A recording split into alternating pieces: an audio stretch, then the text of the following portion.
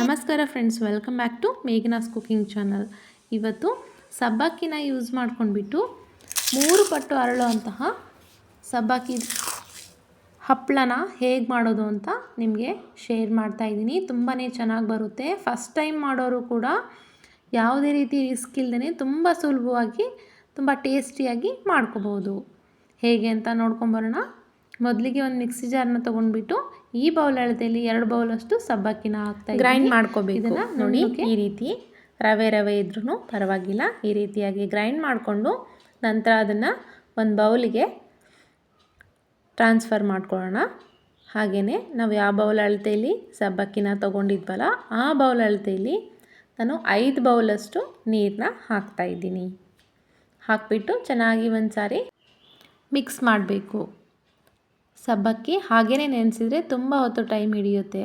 ಹಾಗಾಗಿ ಈ ರೀತಿ ಒಂದು ಸಾರಿ ಗ್ರೈಂಡ್ ಮಾಡಿಕೊಂಡು ನೆನೆಸ್ಕೊಂಡ್ಬಿಟ್ರೆ ಒಂದು 15 ನಿಮಿಷ ಸಾಕಾಗುತ್ತೆ. ನೋಡಿ, ಒಂದು 15ರಿಂದ 20 ನಿಮಿಷ ನೆಂದಿರೋ ಸಬ್ಬಕ್ಕಿ ಈ ರೀತಿ ಗಟ್ಟಿಯಾಗಿದೆ.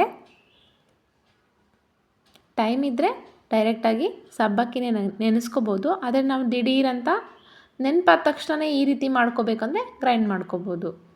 ಮತ್ತೆ 1 ಬೌಲಷ್ಟು ನೀರನ್ನ ಹಾಕಿಬಿಟ್ಟು ಚೆನ್ನಾಗಿ ಮಿಕ್ಸ್ ಮಾಡ್ತಾಯಿದ್ದೀನಿ. ನೋಡಿ, ಸಬ್ಬಕ್ಕಿ ತುಂಬಾ ಚೆನ್ನಾಗಿ ನೀರನ್ನ ಹೀರ್ಕೊಳ್ಳುತ್ತೆ. ಹಾಗಾಗಿ ಸ್ವಲ್ಪ ಗಟ್ಟಿಯಾಗಿದ್ದಕ್ಕೆ ಮತ್ತೆ 1 ಬೌಲ್ ನೀರನ್ನು ಹಾಕ್ತಾಯಿದ್ದೀನಿ. ನಂತರ ಒಂದು ದಪ್ಪ ತಳ ಇರೋಂತಹ ಪಾತ್ರೆನ ಇಟ್ಬಿಟ್ಟು 1 ಬೌಲ್ ಸಬ್ಬಕ್ಕಿಗೆ 7 ಬೌಲಷ್ಟು ನೀರನ್ನ ಹಾಕ್ಕೋಬೇಕು. ನಾನಿಲ್ಲಿ 2 ಬೌಲ್ ಸಬ್ಬಕ್ಕಿ ತೊಗೊಂಡಿದ್ದೀನಿ. 14 ಬೌಲಷ್ಟು ನೀರನ್ನ ಹಾಕ್ತಾಯಿದ್ದೀನಿ. ರುಚಿಗೆ ತಕ್ಕಷ್ಟು ಉಪ್ಪನ್ನ ಹಾಕ್ಕೋಬೇಕು. ಉಪ್ಪನ್ನ ನೋಡಿ ಹಾಕ್ಕೊಳ್ಳಿ, ಸ್ವಲ್ಪ ಕಡಿಮೆನೇ ಹಾಕ್ಕೊಳ್ಳಿ. ನೀರು ಚೆನ್ನಾಗಿ ಕುದಿ ಬರಬೇಕು. ಚೆನ್ನಾಗಿ ಕುದಿ ಬಂದಮೇಲೆ ನಾವೇನು ಮಿಕ್ಸ್ ಮಾಡಿಟ್ಟಿದ್ವಲ್ಲ ಸಬ್ಬಕ್ಕಿನ, ಅದನ್ನು ಈ ನೀರು ಜೊತೆಗೆ ಮಿಕ್ಸ್ ಮಾಡಬೇಕು. ಹೀಗೆ ಬೆರೆಸ್ಬಿಟ್ಟು ಚೆನ್ನಾಗಿ ಕೈಯಾಡ್ತಾನೇ ಇರಬೇಕು. ಗ್ಯಾಸ್ ಮಾತ್ರ ಮೀಡಿಯಮ್ ಫ್ಲೇಮಲ್ಲೇ ಇರಬೇಕು. ಹೈ ಫ್ಲೇಮಲ್ಲಿ ಇಡಬೇಡಿ, ಬೇಗನೆ ತಳ ಹತ್ತುತ್ತೆ. ಹಾಗೆಯೇ ಕೈಯಾಡ್ತಾನೇ ಇರಬೇಕು, ಬಿಟ್ಟು ಕೈಯಾಡ್ತಾನೇ ಇರಬೇಕು. ಹೀಗೆ ಕೈಯಾಡದೇ ಇದ್ದರೆ ತಳ ಹತ್ತೋ ಚಾನ್ಸಸ್ಸು ಜಾಸ್ತಿ ಇರುತ್ತೆ. ಹಾಗಾಗಿ ನೋಡಿ, ಜಲ್ಲಿ ಥರ ಆಗಿ ಬರ್ತಾ ಇದೆ. ಇದು ಕಡಿಮೆ ಅಂದ್ರೂ ಒಂದು 20ರಿಂದ 30 ನಿಮಿಷದಷ್ಟು ಚೆನ್ನಾಗಿ ಕುದಿಸ್ಕೋಬೇಕು.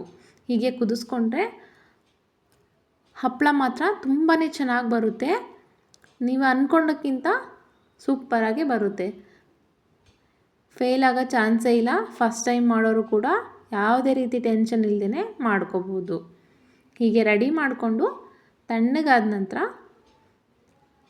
ಪ್ಲಾಸ್ಟಿಕ್ ಕವರ್ ಮೇಲೆ ಈ ರೀತಿ ಹರಡ್ಕೋಬೇಕು.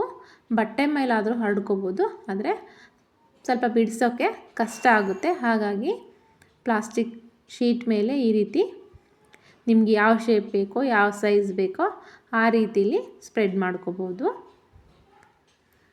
ಒಂದೇ ದಿನಕ್ಕೆಲ್ಲ ಬೇಗ ಒಣಗೋಗುತ್ತೆ. ಈ ಗ್ಲಾಸಿಯಾಗಿರೋ ಹಪ್ಪಳನ ನೋಡಿ ಎಷ್ಟು ಚೆನ್ನಾಗಿ ಬಂದಿದೆ. ನಾನು ಅರ್ಧದಷ್ಟು ಗ್ರೀನ್ ಕಲರ್ನ ಆ್ಯಡ್ ಮಾಡಿಬಿಟ್ಟು ಮಾಡಿದ್ದೀನಿ, ಸ್ವಲ್ಪ ಕಲರ್ ಚೇಂಜ್ ಇರಲಿ ಅಂತ. ನಿಮಗೂ ಈ ರೆಸಿಪಿ ಇಷ್ಟ ಆಗಿದೆ ಅನ್ಕೋತೀನಿ. ಇಷ್ಟವಾದರೆ ಖಂಡಿತವಾಗ್ಲೂ ಟ್ರೈ ಮಾಡಿ. ಹಾಗೆ ನಿಮ್ಮ ಹಪ್ಪಳ ಹೇಗೆ ಬಂದೆ ಅಂತ ಕಮೆಂಟ್ ಮಾಡಿ ತಿಳಿಸಿ. ಕೊನೆ ತನಕ ನೋಡಿದ್ದಕ್ಕೆ ಧನ್ಯವಾದಗಳು.